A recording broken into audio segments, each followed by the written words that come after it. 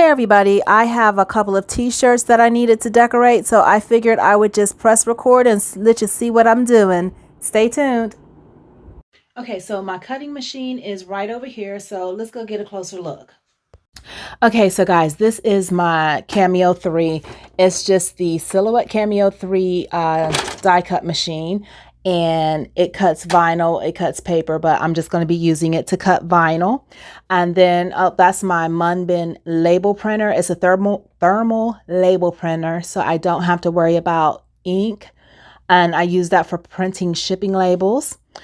Since we're over here, this is my Epson EcoTank 8550, and it is converted to be used as a sublimation printer. So I do have Cosmos ink in there. I don't do sublimation very often. It is something that I plan on doing more of. I really need to, because this stuff isn't cheap. But for me, it's just a matter of having the time to do all the things that I want to do. But that's just a regular printer down there. And so we're gonna go ahead and get started. Okay, so this is the design that I am going to cut, and I am going to cut this all in just a single color. This is going to go on a red shirt, I think. I got to go look and see. But anyways, it's definitely going on a shirt, not a sweatshirt. And I'm not sure if it's going to be a long sleeve shirt or a short sleeve shirt. We'll see in just a minute. But this is the design.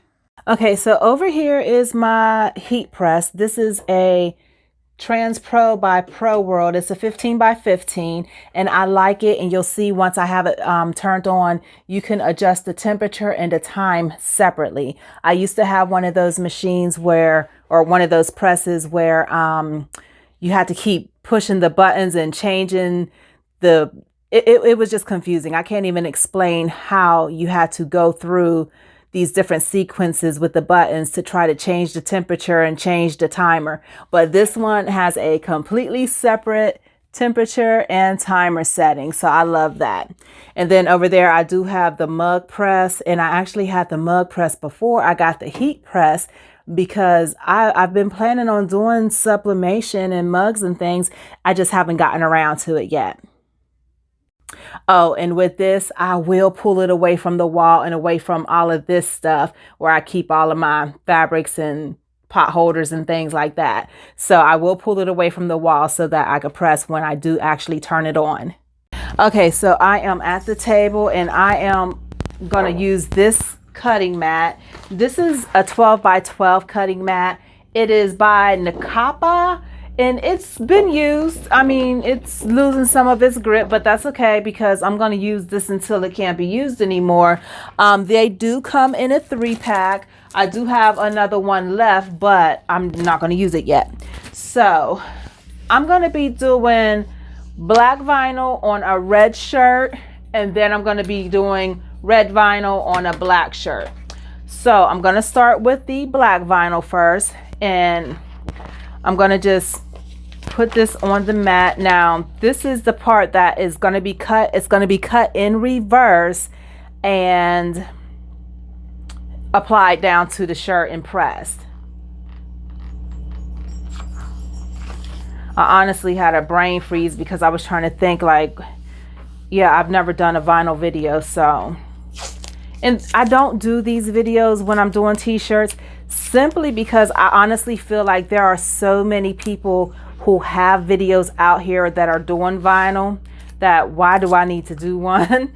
But this is what I'm doing today. And I am using painter's tape to secure the edges down, because like I said earlier, the stickiness has kind of dissipated, and I don't want my vinyl to fall off. So this is the part, the carrier sheet goes face down on the sticky part, and then this is the part that's going to be cut. It's going to be reversed on the machine, and then we'll apply it by heat, with heat. Okay, so now I have the vinyl on the mat, and I have my painter's tape just securing it to the edges, but outside of where it will be cut at. Now, I want to make sure that this bar is down. I'm not sure if you could tell, but there's like a little lever here that will lift the bar up and down, but I don't need it up. One time I accidentally had it up for some reason, and I was trying to figure out why my mat wasn't staying in place, and it was because this was up instead of down. So anyways, I'm gonna sit it here in between the guides, and then up here I'm gonna press the load button, and I just hold it as it goes in, and I make sure that it is lined up on the edges here, okay? And so now it is ready for me to send the design from the computer to the Silhouette so that it will cut. Okay, so like I said before, this is the design that I'm going to be using. However, I need to flip it. First, let me see how big this is. This design is 10.59.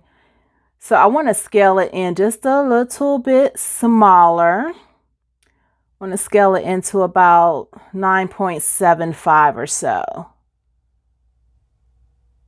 Okay, so at 9.77, 78, something like that. So anyways, I'm going to put it right in the center because this design is big enough to where I know I'm not going to be saving any vinyl that's left over, so I'm not going to worry about that. But now there is a feature where you can reverse it when you get to the actual cut setting part, but I don't do that. I highlight it, I right click, and then I click flip horizontally. And that flips your design so that it's mirrored, because for HTV, applying it to your clothing or whatever you're putting it on, you definitely want to reverse it. So now I'm going to click send, and I do apologize, I didn't show where that send button is. The send button is up here. That's sending. And then you get to this screen.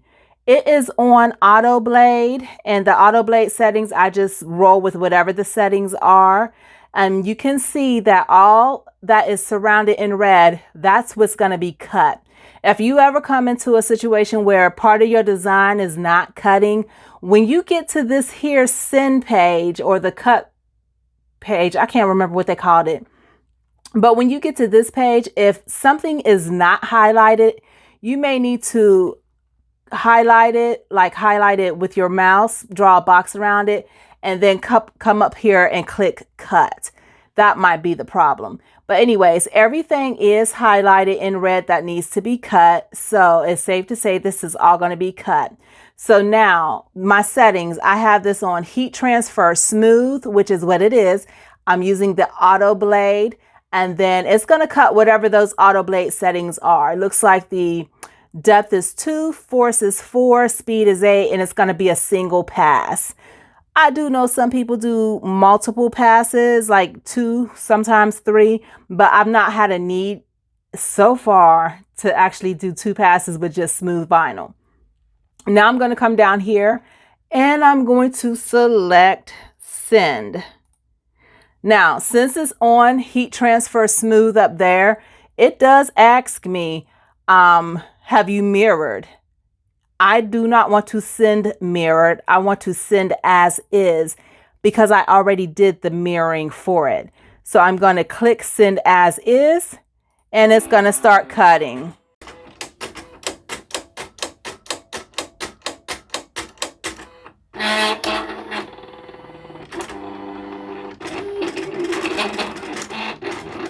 The first blade is the auto blade. The second blade is the ratchet blade, and I have a premium cut blade in that second one. And I use that for like the vinyl decals because it cuts really small, intricate pieces really well.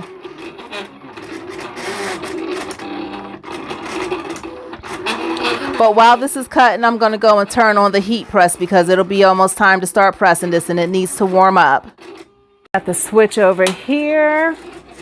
And let's see here, as far as temperature, it is set for 315. That sounds good. I'm going to leave it there and it'll start heating up, but I'm going to lift this up so that, oh, that was loud, so that nothing's pressing down in here. And I do have Teflon for the bottom, and I have one for covering up the garment, whatever I'm going to be pressing, because this does not have a Teflon coating or anything on it. It's just the press.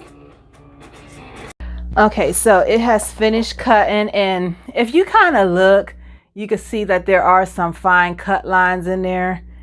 I don't know if you could tell or not, but now it's time to, with what we call weeding it, to get the excess vinyl off that we're not going to be using as part of the design. Get meat and tape.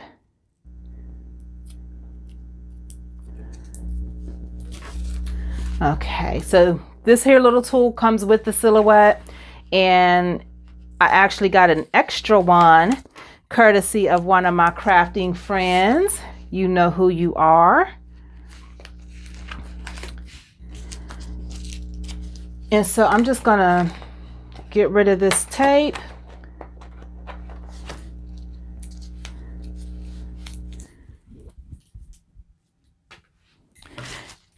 And now it's time to get this stuff cleaned up so that we can press it. And it's just easier for me to start on an end where I know it's not part of the design, so I don't have to worry about whether or not I'm messing the design up.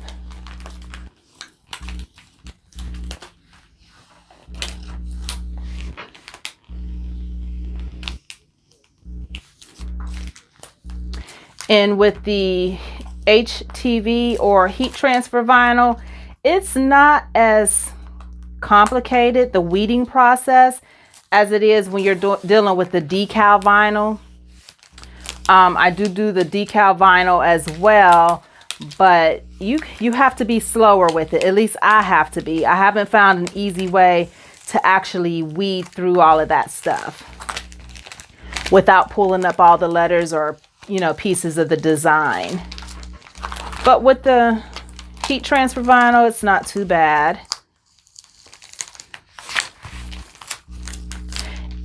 And let's see here. Hopefully I'm not pulling out any important pieces.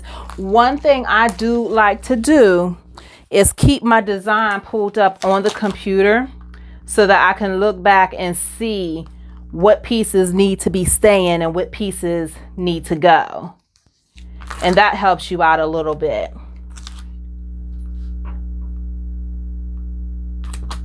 Now, this is not like a specific team. This is just a general bulldog design. I've gotten to a point where I've seen enough people get hit with trademark infringement and copyright infringement. I'm not trying to be in that club. I really am not. And I guess, you know, if you're just crafting, it's probably not a big deal to you. But I really am to a point now where I want to grow this as a business, a real business. I've been playing with it for a long time, but I think it's about time to get a little bit serious with what I'm doing. And then it's a matter of having the time to do so as well. And so I'm just kind of looking down at an angle because the light shining on it helps me to see it. And there are some devices out there that some people use to help them see the lines and everything. I have a light pad that I tried it. Maybe I was using it wrong, but let's see here. It's right here. As a matter of fact, it wasn't a big help for me. This is a light pad. And so the ideal is to put the vinyl right here and weed it with the light shining through so you can see the lines. At least that's how it was explained to me, and it just didn't make sense. So this works better for me, so I'll just stick to this. And let's see here. I need to make sure I'm pulling the vinyl out from the right spots.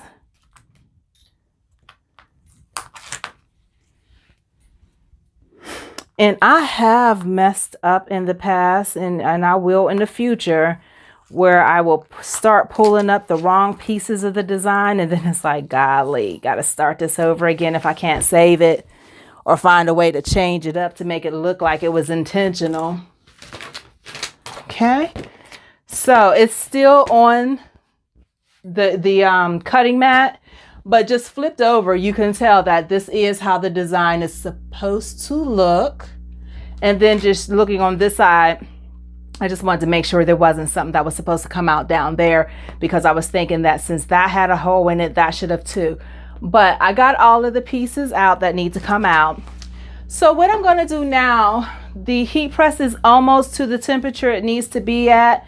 I'm going to be pressing this on my heat press at 315. I have to tell you, if you're using this as a tutorial, you press your items in your vinyl according to your instructions and the heat that your heat press gives you, because everybody's heat presses don't heat the same. I do have a thermometer and I think it's out in the garage, but I know I could press mine at 315 according to my heat press. Okay, so I'm not going to put the Teflon on top right now, because what I'm going to do first is, let me make sure you can even see what I'm doing. What I want to do first is do a press to get any moisture out. Okay, so let's see here. And it doesn't take a full, 15 seconds or nothing like that. You just want to give it a press, get the moisture out, so that the area that you're going to be applying this to sticks as well as possible. But since it's hot and I need a crease anyways, I'm going to crease this so I could get my center line, and then that'll save me a step in a minute here.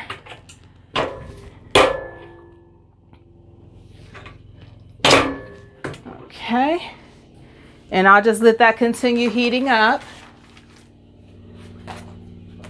And I used to think, like, why do people keep talking about moisture and it's not wet?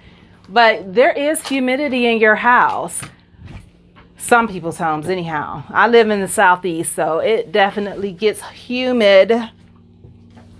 So now for this design, let me re-angle this camera again. I want to do it to where the vinyl decal starts at about 2 inches below the collar or the neckline, 2 inches below the neckline. So I do have a measuring tape here, and let's see here, got it on 2 inches from the bottom of this is what I meant. I'm sorry. And if you look online, you're going to see different placement settings from different people. Everybody has their own way of doing things. And then also look at your design and see if it looks right. So I've taken this off of the cutting mat, and I'm just going to see if I like the way this looks. But let me find the center mark of the design, and I'm just going to do that by lining up the edges from one side to the other, if that makes sense to you, just so that the design truly is in half. And it looks off-centered because of the way the design is, but I know on my screen, on the silhouette screen, this is about the center point. Okay, so now I want to make sure the top of that design is right about there.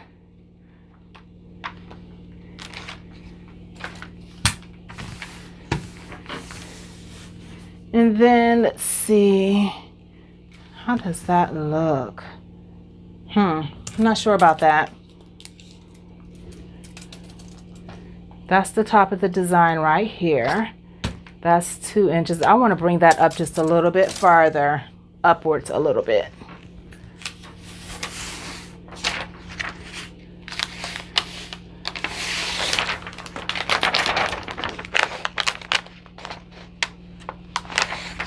I don't know if that's going to be too high there or not. That might be too high. And definitely make sure, before you actually press, that everything is smooth up under there. Because once you press it, you're not going to easily get it out. That might be too high. I'm going to get this together.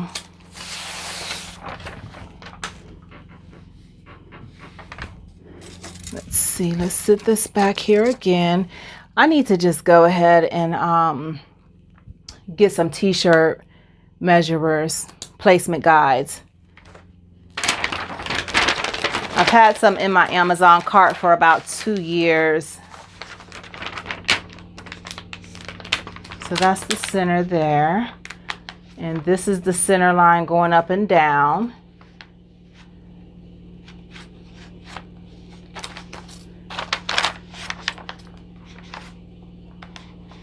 Let's see how that looks. That is crooked, very crooked.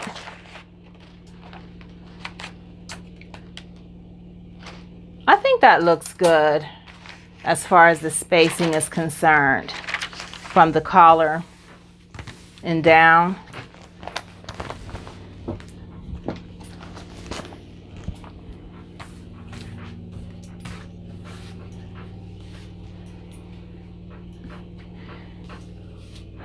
Maybe I may need to edit this here a little bit in Silhouette and bring the football out to make it a little bit bigger to balance out with the bulldog head, because it looks odd, but I believe that the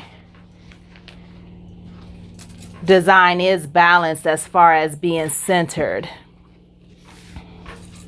Let's see, from end to end, that is right there. And then from end to end, no, I need to bring it this way a little bit. Okay, so it's not balanced or centered. I do apologize, y'all, for taking all of this time just to center a design.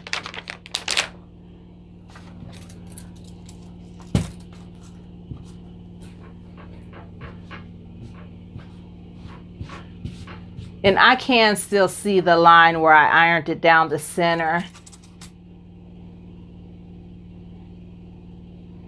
And I want to put it right there.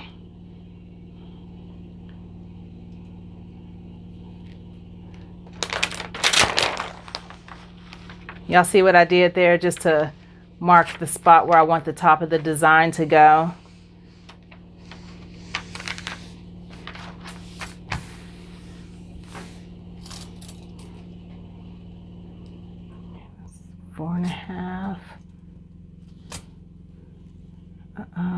That's 4.25 this away.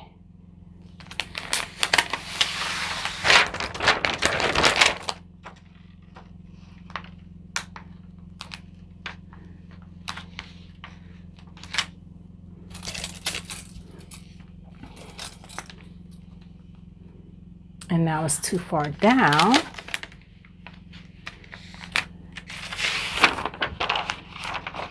I'm gonna have to timestamp this video so y'all can skip through this.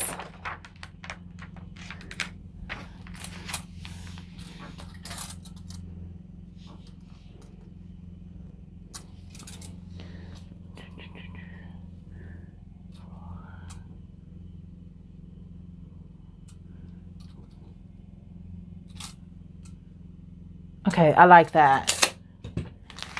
So now I'm just going to pull this back just a little bit so I can get that pin out.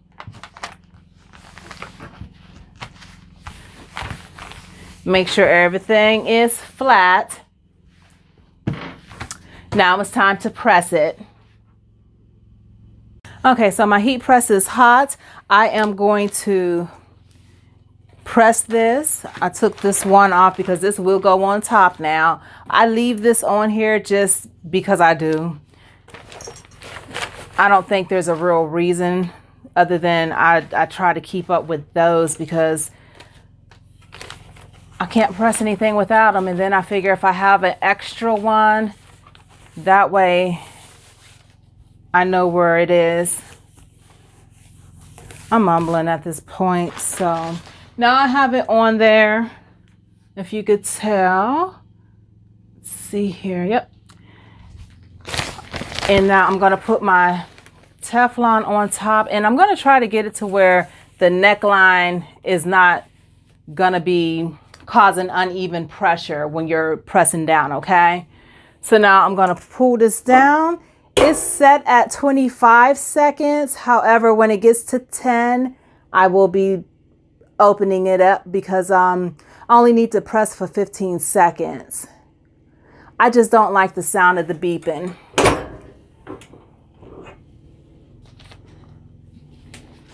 Now, it is hot.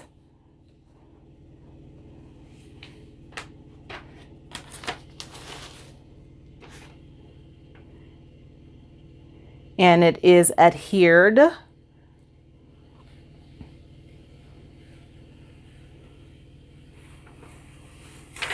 Okay, I'll pull it off slowly because sometimes you may run into where, or I have run into where I would press and it didn't press well, and then I'm pulling the transfer tape up and it's pulling the vinyl up with it. But this did pretty good. So I'm going to put that Teflon back on it without the carrier sheet or the transfer sheet. I'm not sure what this is called, but now I'm going to press it again just to make sure I get a good pressure press on that, okay? A good hot press. And once again, I'm going to do it for 15 seconds.